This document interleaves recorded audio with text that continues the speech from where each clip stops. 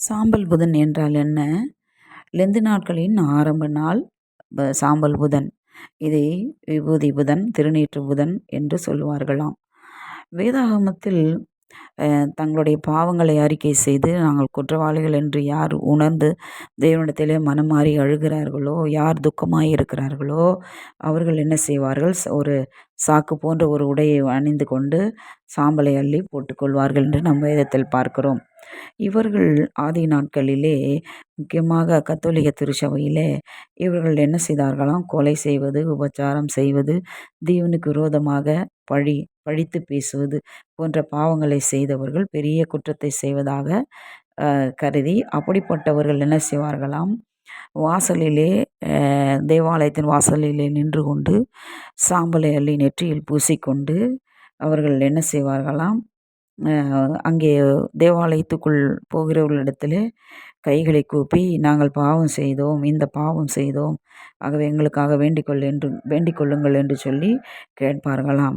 வெளியே நிற்கிறவர்கள் பாவத்தை ஒப்புக்கொண்ட பாவிகளாம், உள்ளே இருப்பவர்கள் பாவம் செய்யாத நீதிமான்களாம்.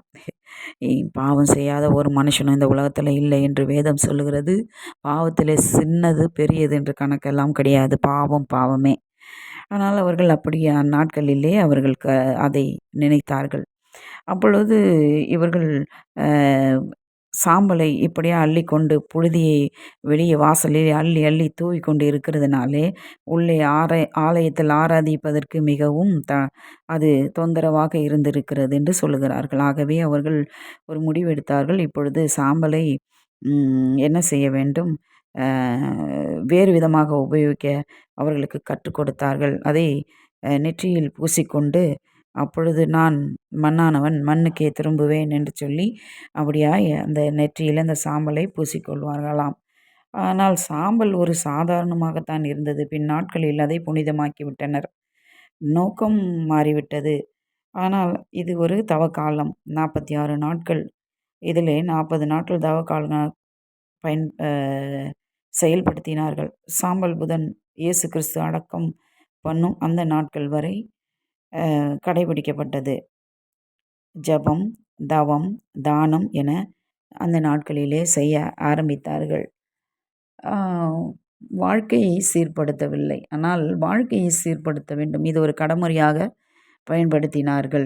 இப்பொழுது கூட சொல்லுகிறார்கள், முந்தின வருஷம் உள்ள அந்த பவனி செல்லுகிற பொழுது அவர்கள் பண்ணுவிக்கிற அந்த குருத்தோலைகளை அப்படியே வைத்திருந்து அடுத்த வருடம் வருகிற அந்த சாம்பல் புதன் அன்று அதை எரித்து சாம்பலாக்கி அதை நெற்றியிலே பூசிக்கொள்வார்கள் என்று சொல்லுகிறார்கள்.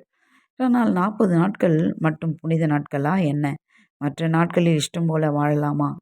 இந்த நாட்களில் பாரம்பரியம் அல்ல. இது பாரம்பரிய நாட்கள் அல்ல. பழைய ஏற்பாட்டில் இதற்கு இப்படிப்பட்ட காரியங்கள் சொல்லப்பட்டது.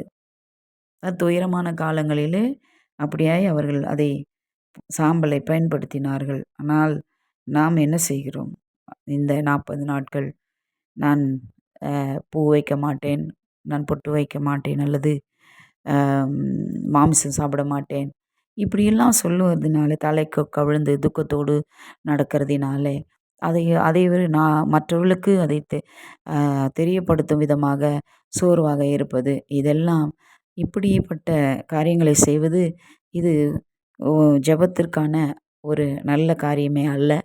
நாம் ஜெபிப்பது பிதாவுக்கும் நமக்கும் மாத்திரம் தெரிய வேண்டும். ஆனால் இந்த நாட்களிலே நாம் உற்சாக மனதோடு ஆண்டவரை ஆராதிக்க வேண்டும்.